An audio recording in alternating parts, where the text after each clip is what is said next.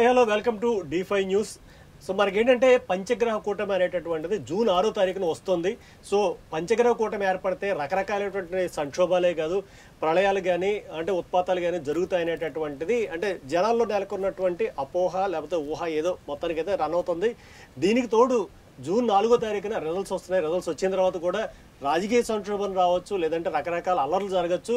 దానికి కూడా కారణం ఈ పంచగ్రహ కూటమి అనేటటువంటి వార్తలు అయితే మనకి సర్వత్రా వ్యాపించాయి. దానికి సంబంధించినటువంటివి నిజాలేంటి, అబద్ధాలేంటి, భయాలేంటి, అపోహలేంటి తెలుసుకోవడానికి మనతో ఉన్నారు నేమాని మురళీ సిద్ధాంతి గారు. సో ఆయన అడిగి అసలు ఈ పంచగ్రహ కూటమి యొక్క ప్రభావం మన రాష్ట్రం మీద, ప్రజల మీద, అలాగే దేశ ప్రజల మీద, యావత్ ప్రపంచం మీద ఎలా ఉండబోతోంది అనేటటువంటిది అయితే మనం ఒకసారి తెలుసుకుందాం. సార్ నమస్తే అండి. నమస్కారం అండి. Sir welcome to D5 news. Thank you అండి. D5 ప్రేక్షకులందరికీ శుభాకాంక్షలు. సరే, అంటే ఏంటి అసలు ఈ అంటే నేను సినిమాల్లో చూసాను, యాక్చువల్గా మగధైరా సినిమాలు ఎందులో అనుకుంటా అష్టగ్రహ కూటమి వస్తే మొత్తం రాజ్యం మీద అన్ని పడిపోయి గ్రహశకలాలు మొత్తం రాజుగారు మారిపోయి ఏదో జరుగుతుంటది, వేరే ఎవరో దండెత్తి రావడము.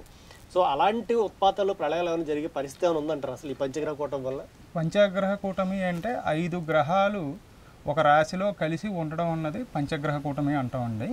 ముఖ్యంగా మనకి ఈ సంవత్సరం స్వస్తిశ్రీ క్రోధినామ సంవత్సర వైశాఖ అమావాస్య గురువారం అనగా జూన్ 5వ తారీఖున మనకి పంచగ్రహ కూటమి వృషభ రాశిలో రోహిణి నక్షత్రంలో వస్తుందండి. అంటే రవి, చంద్రుడు, గురుడు, బుధుడు, శుక్రుడు ఈ 5 గ్రహాలు వృషభ రాశిలోకి ప్రవేశించి ముఖ్యంగా రోహిణి నక్షత్రంలోకి ప్రవేశిస్తున్నాయండి. కాబట్టి ఈ 5 రాశులు ఈ 5 గ్రహాలు ఒకే రాశిలో ఉండడం వల్ల దీన్ని పంచగ్రహ కూటమి అని అంటాం మనం. ఏ రాశిలోకి వచ్చాయండి? వృషభ రాశిలోకి వచ్చాయండి. వృషభ రాశిలోకి రావడం వల్ల ఈ రవి, చంద్ర, గురు, బుధ, శుక్ర గ్రహాలు ఇందులో 3 గ్రహాలు శుభగ్రహాలైన అప్పటికీ ఆ పంచగ్రహ కూటమి 5వ తారీఖున మనకు ఆ రోజు అమావాస్య పడడం వల్ల ఖచ్చితంగా చంద్రుడి యొక్క బలం కూడా తగ్గిపోయి ఈ 5 గ్రహాలకి యొక్క బలం తగ్గి మనకి ప్రజల మీద కానీ, సంఘం మీద కానీ, అలాగే వ్యాపారవేత్తల మీద కానీ, దేశం మీద కానీ, ప్రపంచం మీద కానీ అరిష్టాలు అన్నవి జరుగుతాయి అని చెప్పచ్చండి. అంటే ఇది అంటే ఏ రకమైనటువంటి అరిష్టాలు జరిగే అవకాశం ఉంది? అంటే ఇంతకుముందు ఎలాంటి గ్రహ కూటములు కూడా వచ్చున్నాయి కదా, అంటే వచ్చినప్పుడు ఏమైనా జరిగాయి ఇలాగ? లోగడ ఒకసారి ఇలాంటిది వచ్చేయండి. వచ్చినప్పుడు మనకి కరోనా ఇలాంటివి జరిగాయి. అయితే ఈ పంచగ్రహ కూటమికి వచ్చిన సమస్య ఏంటంటే ఇవన్నీ రోహిణి నక్షత్రంలో చంద్రుడి యొక్క నక్షత్రంలో జరుగుతున్నాయి కాబట్టి చంద్రుడు మనకారకుడు కాబట్టి అంటే ప్రజలకు కానీ, అధికారులకు కానీ, ఇత్యాది వాళ్ళందరికీ మానసిక బాధలు ఎక్కువగా ఉంటాయని చెప్తామండి. మానసికంగా ఎక్కువ బాధపడడం, ఈగో హర్ట్స్ అవ్వడం, తద్వారా వాళ్ళ యొక్క ప్రవృత్తిలో మార్పులు రావడం ఇట్లాంటివన్నీ జరుగుతాయండి. కాబట్టి ఈ చంద్రుడి యొక్క నక్షత్రంలో జరుగుతున్నాయి కాబట్టి అందరూ కూడా చంద్రుడికి సంబంధించినవి పరిహారాలు చేసుకున్నట్లయితే ఇది పెద్ద భయపడవలసిన అవసరం లేదండి. అంటే ఒకవేళ ఉంటే కనుక ఇది ఏ రాసుల వాళ్ళకి వీటి యొక్క ఇంపాక్ట్ ఉండొచ్చు? ముఖ్యంగా మొత్తం ఒక 5 రాసుల వారికి ఎక్కువగా ఇంపాక్ట్ అన్నది ఉంటుందండి.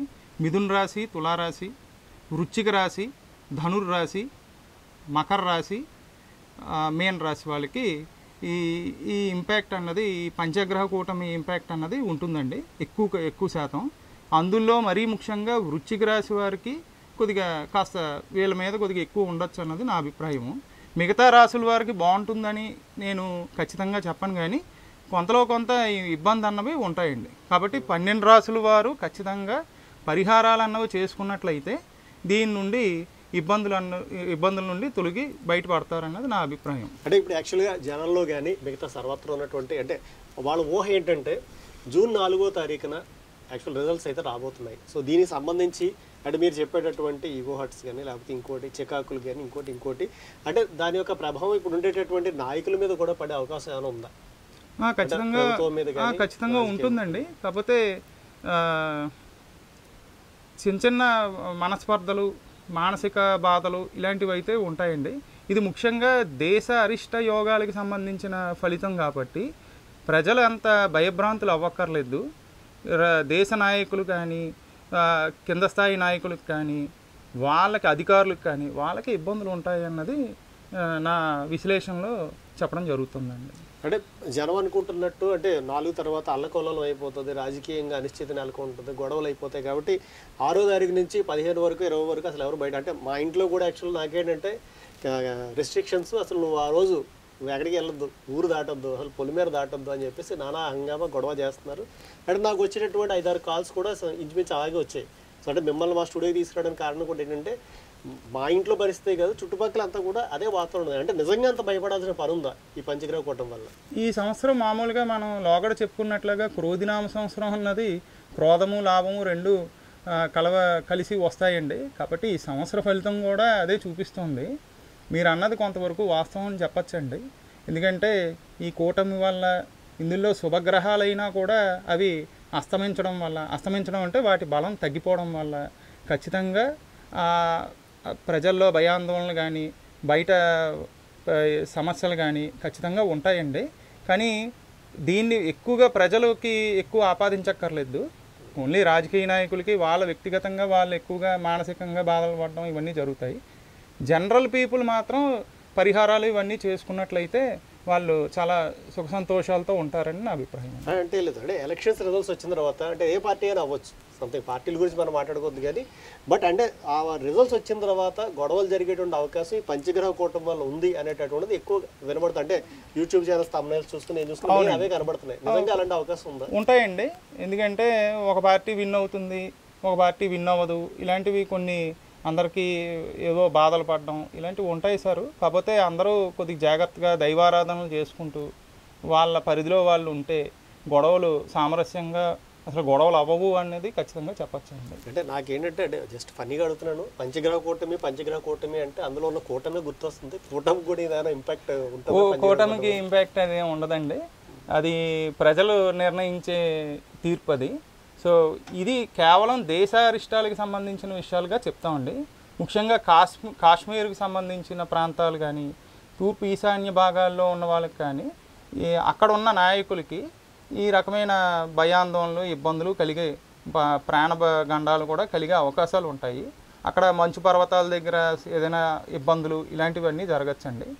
ఎక్కువ కొంత 15వ తారీఖు వరకు సుమారుగా ప్రయాణాలు అత్యవసరం తప్పిస్తే కనుక వాయిదాలు వేసుకోవడం మంచిదని నా అభిప్రాయం. అంటే ఇప్పుడు ఉండేటువంటి అంటే కూటమిలో నాయకులు అవ్వచ్చు, లేకపోతే జగన్ గారు అవ్వచ్చు, లేకపోతే మోడీ గారు అవ్వచ్చు, మిగతా వాళ్ళు ఎవరైనా అంటే ఇందులో మీరు చెప్పిన ఈ రాష్ట్రంలో వాళ్ళు ఎవరైనా ఉన్నారా?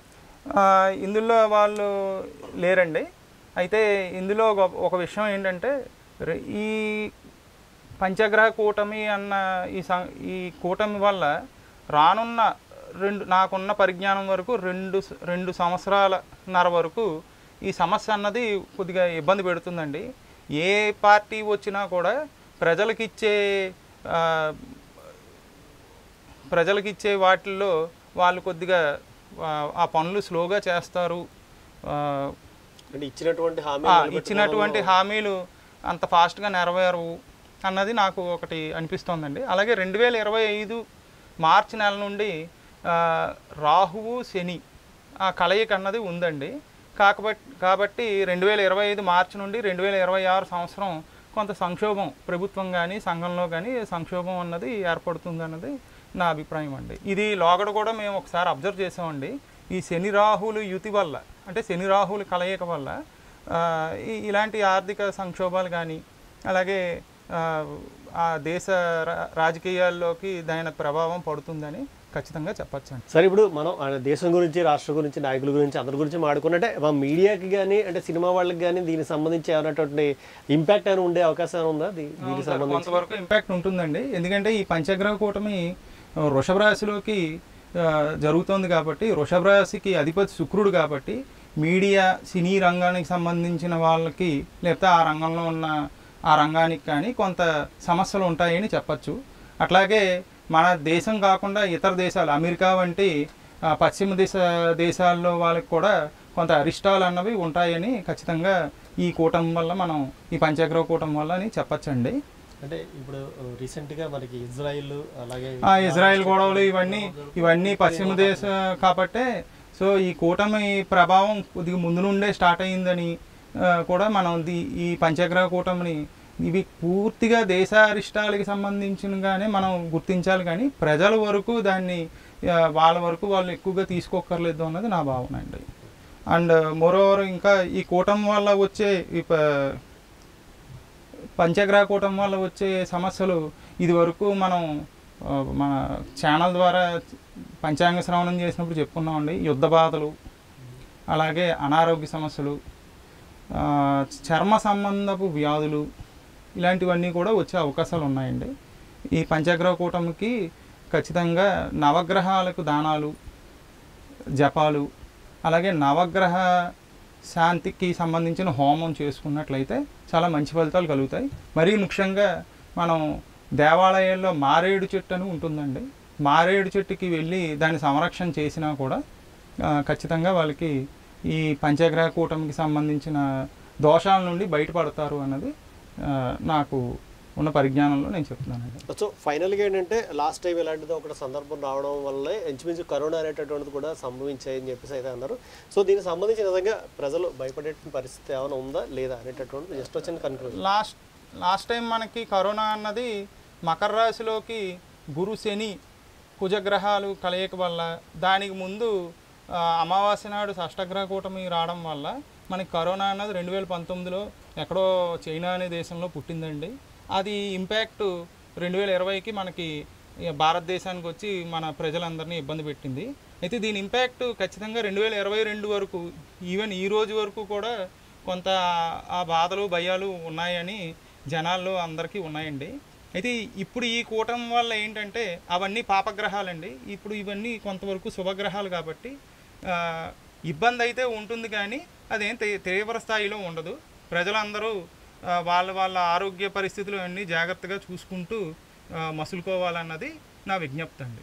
రెండోది పరిహారాలకు వచ్చేసరికి ముఖ్యంగా ఇవన్నీ రోహిణీ నక్షత్రంలో కూటమి, పంచగ్రహ కూటమి అవుతుంది కాబట్టి, రోహిణీ నక్షత్రం చంద్రుడి నక్షత్రం కాబట్టి కుదిరిన మేరకు అందరూ కూడా బియ్యం దానం ఇవ్వడం, అలాగే నవగ్రహాలకి జపాలు, దానాలు చేయించుకోవడం, కుదిరితే హోమం కూడా, నవగ్రహ హోమం కూడా చేసుకుంటే వాళ్ళందరికీ ఆయురారోగ్య భాగ్యాలు కలిగి సుఖక్షేమ లాభములుగా చేకూరుతుందండి. ఇంకొకటి కూడా చేయొచ్చండి రెమెడీ కింద, గో సంరక్షణ, ముఖ్యంగా గో సంరక్షణకి ఫండ్స్ ఇవ్వడం కానీ, మనకి దేవాలయాల్లో గో సంరక్షణ ఒకటి జరుగుతుందండి, గోశాలన్నీ పెడుతున్నారు.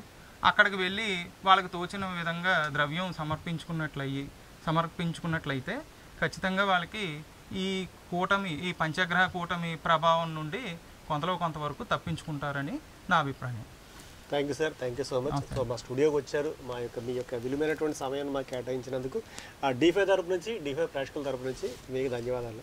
సో అదండి విషయం. అంటే పంచగ్రహ కూటమి అవ్వచ్చు, ఏదైనా అవ్వచ్చు. అంటే బయట ఎండ ఎక్కువగా ఉంటే కనుక మనం ఇంట్లో ఏసీ వేసుకుంటాం, ఒకవేళ వర్షం వస్తే కనుక గొడుగేసుకుని బయటకు వెళ్తాం. అలాగే ప్రతిదానికి ఒక పరిష్కారం అయితే ఉంటుంది. కాబట్టి దీని గురించి అతిగా భయపడాల్సినటువంటి అవసరం ఏం లేదు. ఒకవేళ ఈ యొక్క సనాతన ధర్మాన్ని ఫాలో అయ్యేటటువంటి వాళ్ళు ఒకవేళ భయం ఏమైనా ఉంటే కనుక సిద్ధాంతి గారు చెప్పినటువంటి పరిహారాలు కనుక మీరు చేసుకుంటే మీరు నిశ్చయపంగా హ్యాపీగా మీరైతే బయట తిరగచ్చు. కాబట్టి ఒకవేళ జూన్ 4 తర్వాత వచ్చినటువంటి రిజల్ట్స్ ఏవైతే ఉన్నాయో వాటిని కూడా విని మీరు ఆవేశాలకు లోనవ్వాల్సినటువంటి అవసరం లేదు. దానివల్ల సమాజంలో అనిశ్చితి నెలకొంటుందే తప్ప దానివల్ల మీకు కానీ మీ నాయకుడికి కానీ వచ్చే ప్రయోజనం అయితే ఏమీ లేదు. కాబట్టి మీరందరూ కూడా ఈ పంచగ్రహ కూటమి నుంచి వచ్చేటటువంటి అపోహలను నమ్మి అనవసరంగా మీరైతే మానసిక ఆందోళనకు గురి కావద్దు అని D5 న్యూస్ ఛానల్ తరపు నుంచి మేమైతే కోరుకుంటున్నాం.